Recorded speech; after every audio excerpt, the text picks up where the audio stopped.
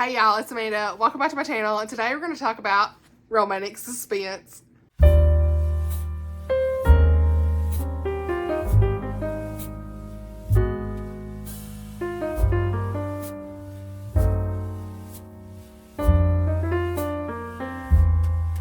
Alright y'all, so this is another book.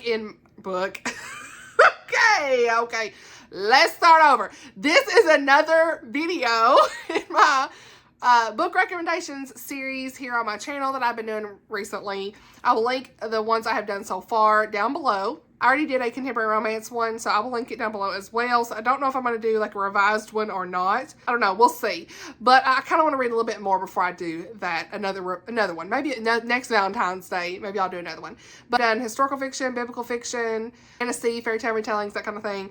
And so today we're going to talk about romantic suspense. I have just started to love romantic suspense. I think my love for just general suspense, Christian suspense, started with the If I Run trilogy by Terry Blackstock. There is some romance more towards the end of this series, so I would classify that more as just general suspense.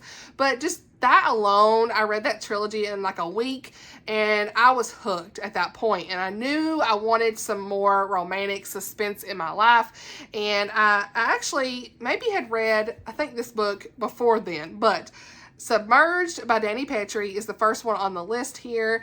And let me just say, this book, I can't remember a whole lot about it. I just filmed a Vlogmas video and talked about this book, and I was like, what happened again? So I need to reread this. I read this in early 2021. It was one of my very first recommendations that I read from Oshina when I used to watch her before my channel, honey. And she's read the whole series. I want to say my friend Lindsay Lemus has read the whole series. She's loved it, and she read it in like a week. And I've got the whole series. So I will reread this because I don't remember enough, and I've changed so much as a reader over the last year, let alone 2 years. So I feel like I need to reread this, but I want to mention it because so many have loved this.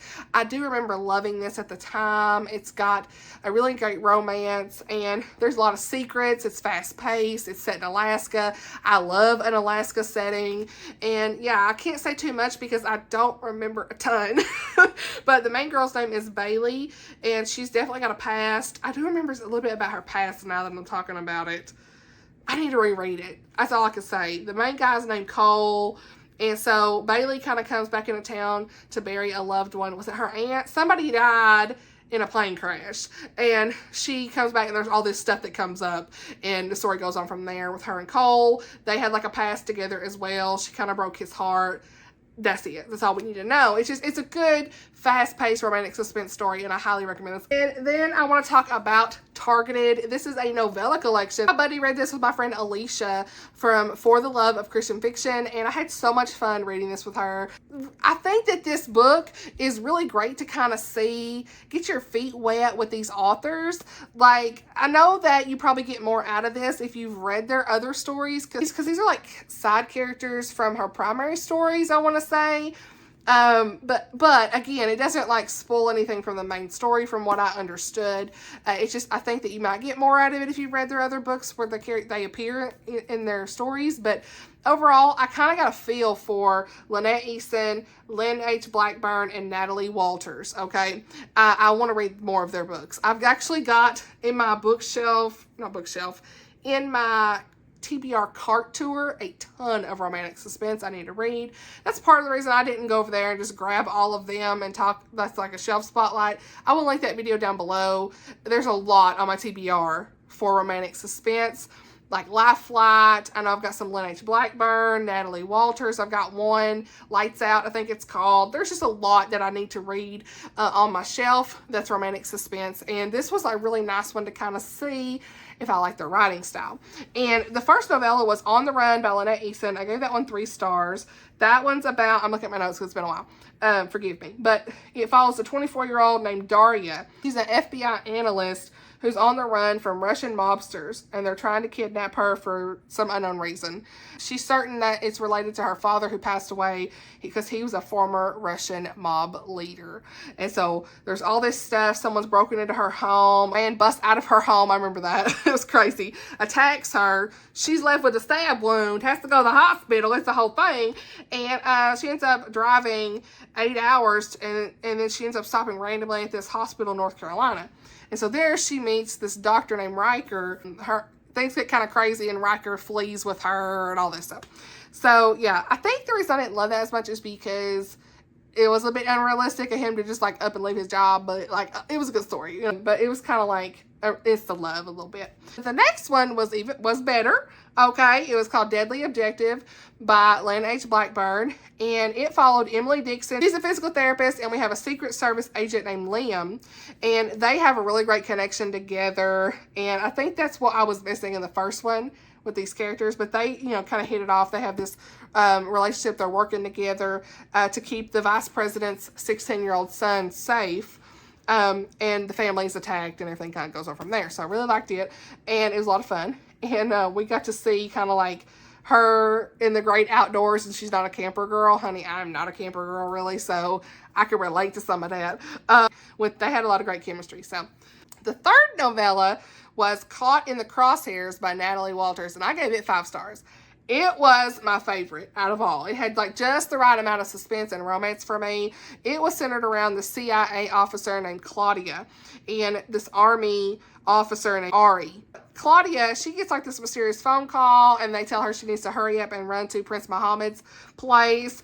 That's someone that she had helped and worked with before, but guess what happens when she gets there?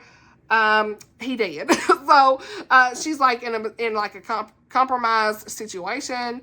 The police ended up storming the building. They think she's the prime suspect. Ari comes in, questions her, but soon realizes that somebody's wanting to kill her, and so he's like, oh, she couldn't have done this because somebody's after her now. So they end up working together to figure out who's doing all this. So yeah, I really want to read more of Natalie's books.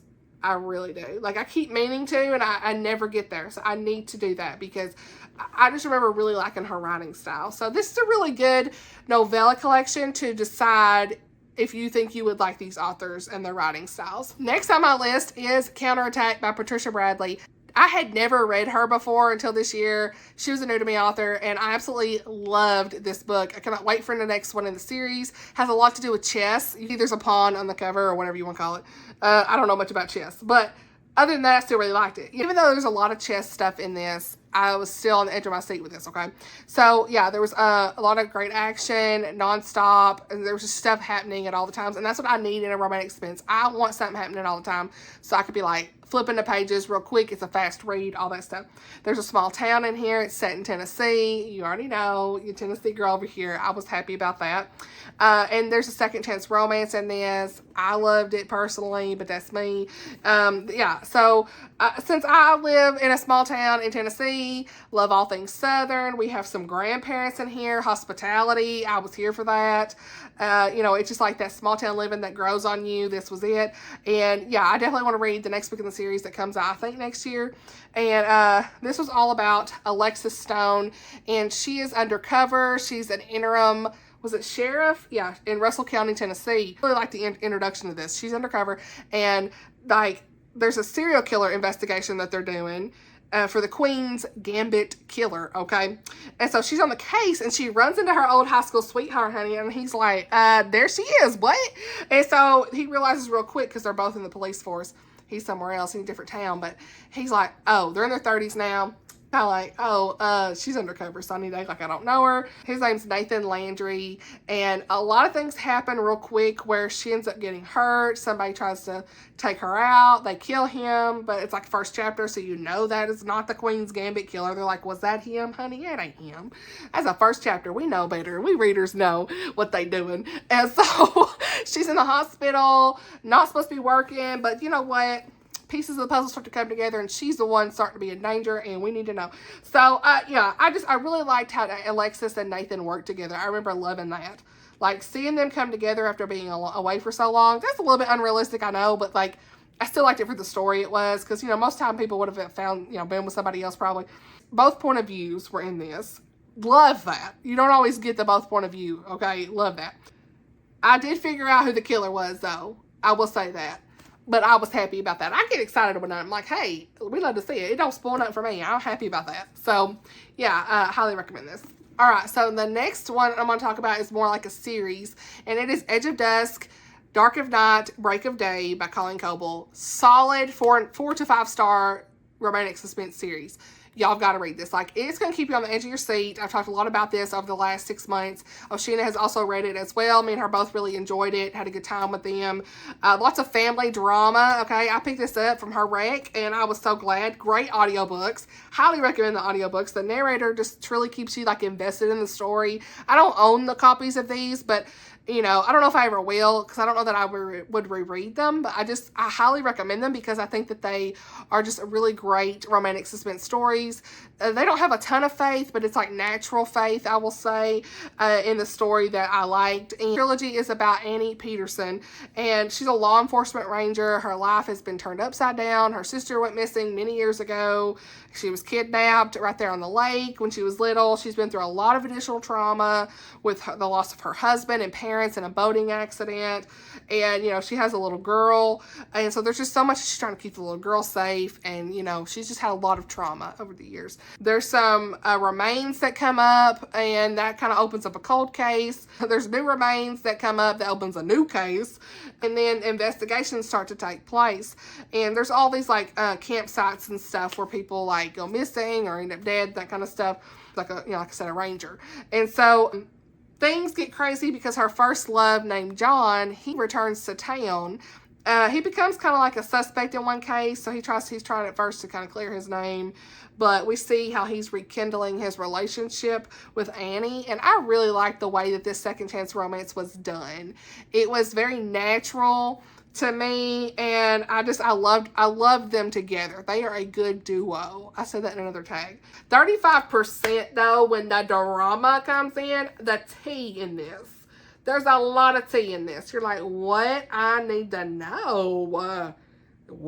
Like, I was like, I was messaging Oshina, and I was like, girl, I need to know what happens. And so, yeah, immediately, yes. If you like books that are filled with tea, read this. We learn a lot about the disappearance of her sister, and just like all these different cold cases and things are just coming to fruition. It's just a good time. And then the last series I want to mention is Sunrise, Sunburst, and Sundown by Susan May Warren. This is the Sky King Ranch series. I don't own these anymore as well. I read the first two. Actually, I read all three. What am I saying? I skimmed part of the last one.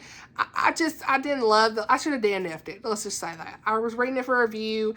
That was back when I was like, not DNFing a whole lot. Now it's like, no, I'm DNFing if it ain't for me. So I enjoyed the first two. First one I gave 4 stars, but it's like set in Alaska, Sunrise. It's very action-packed. There's lots of dog sledding, cabins, and wildlife and stuff. So if you like that kind of thing, that's probably going to be for you. It's very adventurous. This pilot named Dodge Kingston, and throughout the whole series, you're following, I think, the Kingston brothers, I want to say. But yeah, in this one, we have her childhood best friend and former girlfriend named Echo. And she's like this true Alaskan homesteader and research guide. And so, you know, he kind of sets out to help Echo find like a fellow missing researcher. And there's a blizzard, there's grizzly bears, there's all this stuff, frigid cold temperatures.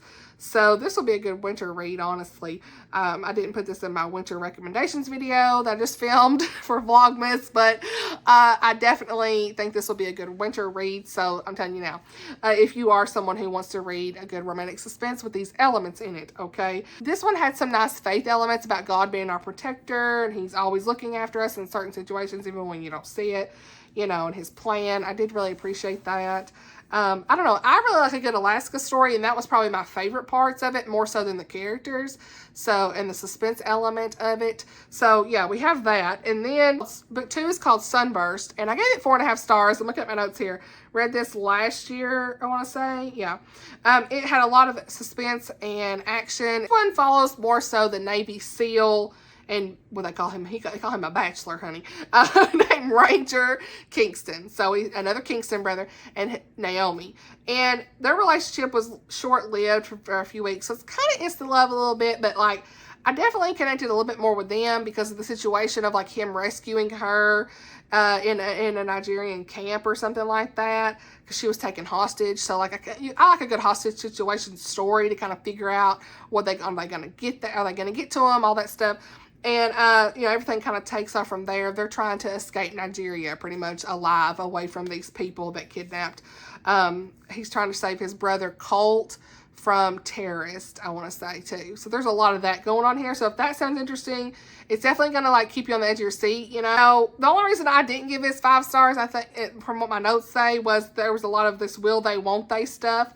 And I do remember kind of being frustrated with some of that. I'm not always like the first, they just met, you know, dated a little bit, falling in love, a lot of insta love there. But I kind of forgave it because they did go through quite a lot traumatically together, and sometimes that brings people closer together in stories, so I could understand that.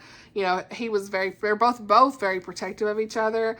So yeah, then we had book 3, and it was a big flop. I was like, what is this? I'm sorry. It's one for me, you know, like, there was some good faith and action in it, but to see like parts of like the other characters from book 1 and 2, that was good. But like, this book was all centered around this infectious disease specialist or research doctor. If that's something you like to read about, this is probably for you. But like, there was this old ancient variant of smallpox that could come up and kind of kill everybody in the world. So I just wasn't here, and she creates like this save the world vaccine. They say that like she could do that, and I just wasn't here because it's like, this is too soon. After the pandemic, I was like, I can't read this. So yeah, I could read it now, but I don't even think so, honestly. I was not engaged in that at all. I was looking at my notes. So anyway, but I do want to recommend the first 2 books. And even the 3rd book, if you like a good virus storyline, hey, there you go. But like, that really wasn't for me. But I still want to mention the series because I think it's definitely got its audience. You know what I'm saying? So, there's my positive plug in there for Susan May Warren. I definitely think she has some good books. She writes really well. Like I said, I really like book 1 and 2. It's just, that last one, you know, it was a miss. So sometimes that happens. Pretty much it for my romantic suspense recommendations. Let me know some of your favorites down below in the comments. I filmed quite a bit, so I'm not going to do like a shelf spotlight on my romantic suspense books I own.